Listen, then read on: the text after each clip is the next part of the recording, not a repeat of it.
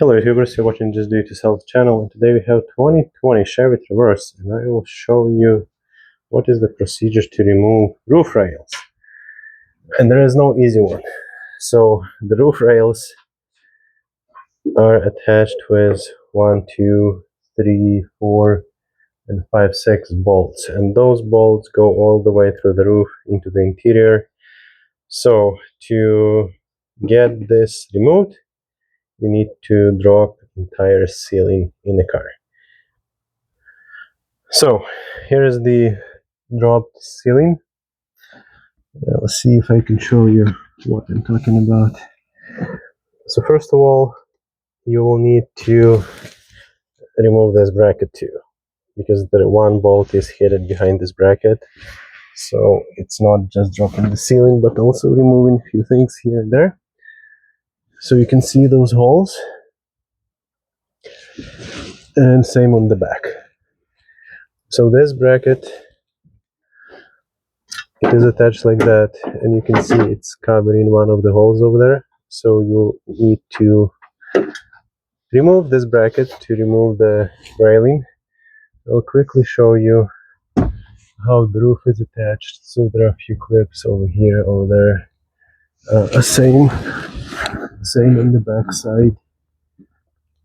And obviously, like all those panels that hold need to be removed all the way around in order to get this roof lowered.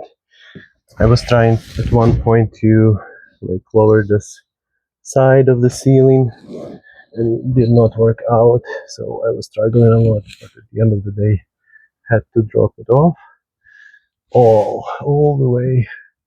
So yeah, mostly in the middle there will be clips here and where the rear lights are.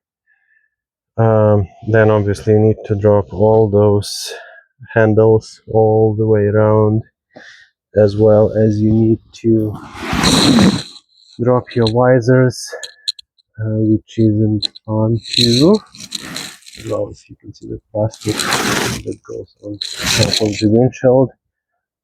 So lots and lots and lots of unbolting, unscrewing to get to those rails. So I wasn't expecting that much work to remove the rails. It took me like 2 hours to get them off to figure this out. So let me know if you have any questions. Unfortunately, I was not taking the video as I did not anticipate so much work. But if you have any questions, please let me know in the comments and I will try to answer those.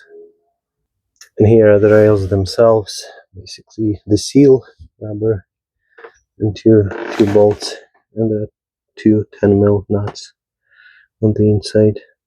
Thanks for watching, guys. I hope you don't really need to remove those rails because they are a pain to remove, but if you do, at least you have a starting point. Take care, guys.